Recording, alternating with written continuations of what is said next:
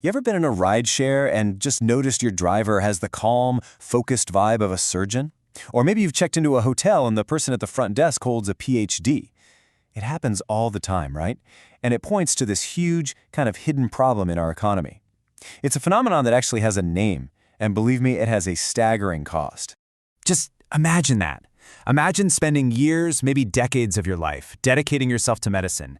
You arrive in a new country, and the very first piece of advice you get is to hide your greatest professional achievement. This was real advice given to a physician from Jordan when he first got to Dallas. And that one sentence, wow, it just cuts right to the heart of what we're talking about today. And look, that powerful story, that's not just a one-off thing. It's actually a symptom of a much bigger, systemic problem. A quiet crisis of untapped human potential that experts have a name for: brain waste. So what is brain waste exactly? Well, it's the term for when highly skilled, college-educated immigrants end up stuck in jobs that don't use any of their training. We're talking about the engineer working in construction or the accountant stocking shelves at a grocery store. It's this massive, tragic loss of talent. And just how massive are we talking? Well, take a look at this number. Over 2 million. That's how many college-educated immigrants in the U.S. right now are either unemployed or stuck in these low-skilled jobs. 2 million people whose expertise were just... But here's the thing, this problem doesn't hit everyone the same way. The data shows a really stark difference. If you're a black immigrant, you are 54% more likely to experience this than a white immigrant with the exact same qualifications. For Latino immigrants, that number is 40%. It's a systemic issue with some deeply unequal outcomes. And this is more than just a collection of sad personal stories. It's an economic disaster with a mind-boggling price tag. So let's talk about the cold, hard cash, the financial cost of all this wasted talent. $39.4 billion. That's how much highly skilled immigrants miss out on in wages every single year just because they're stuck in jobs way below their potential. I mean, that is an absolutely astronomical sum of lost earning power. And that lost income? Oh, it has a huge ripple effect. This number right here, that's the direct cost to the public.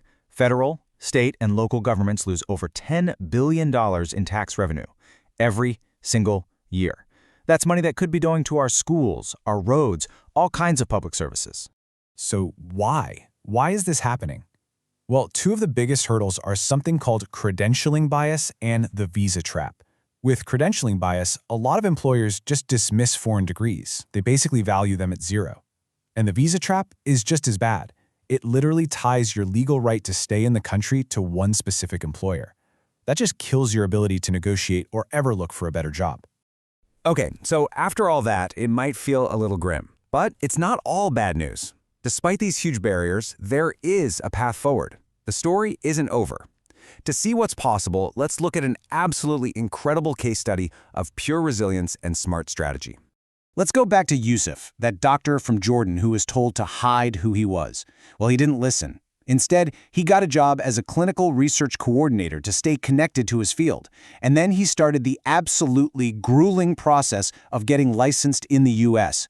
As you can see here, it was a long, tough road, but it all paid off. In March 2025, when he successfully matched into a U.S. residency program. And to really put his determination into perspective, get this. While he was studying for his U.S. licensing exams, Yusuf drove 40,000 miles in a single year. That's like circling the entire globe 1.5 times. I mean, talk about drive, right? Both literally and figuratively. And Yusuf's incredible journey, it really shines a light on this one powerful fact. Immigrants who can just manage to get 1 year of U.S.-based education or credentialing, they see their chances of landing a high-skilled job triple. It's proof that a strategic investment in yourself can absolutely shatter that ceiling.